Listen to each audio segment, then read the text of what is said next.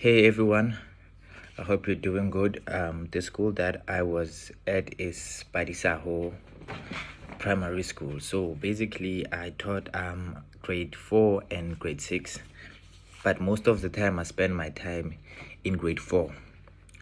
So, reflecting on my journey, I'm super proud of what I have accomplished, even though at start it was a bit frustrating and shaky. But as time went by, I was able to now improvise a lot of stuff, such as coming early before the class starts, making use of posters, making use of other maybe real objects so that my lesson becomes more engaging. I try to also improvise different teaching techniques, but most of the time I would use techniques that included a lot of learner engagement, because even though the class was overcrowded, I tried as much as possible to include learner engagement.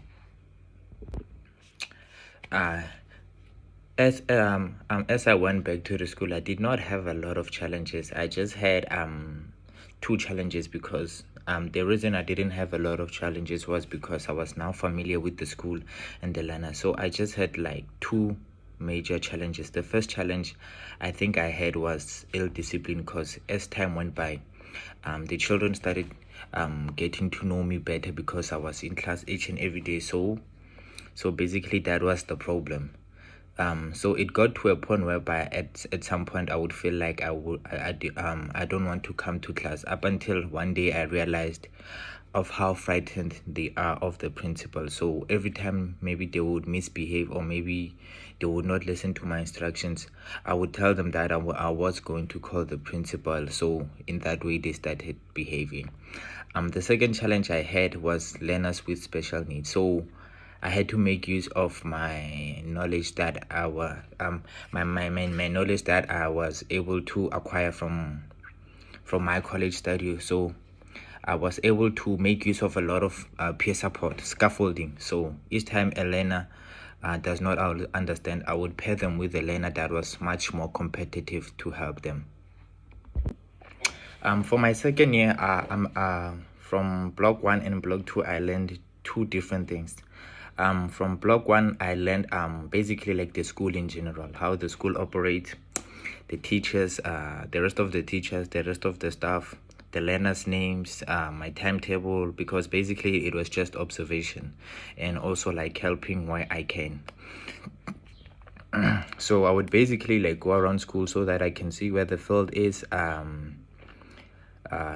at least get to know the learners a bit more, so that I can prepare myself for block 2. Now when it came to block 2, I learned a lot, because now block 2 was now demanding of my teaching a lot, instead of like observation, because that part was long done. So basically it was challenging, but then as time went by, I was able to prove myself that I am fit enough to be one of the teachers at school, at the school in the future one day. So block 2 was very demanding of my skill, my time management, my punctuality, how I'm able to deal with pressure, because at some point I would be left alone in class, maybe for like an entire hour. So those are the few things that you learn within the teaching practice. My teaching practice was a genuine rewarding of development, or rather growth. I'm grateful for all the challenges that came, and I'm also grateful for the teachers that were part of the school that helped me. I'm basically grateful for everything, the challenges, the rewards, the good times, the bad times, because they prepared me and allowed me to mold into being a better teacher. So basically this teaching practice added to one of the experience that definitely I will not forget.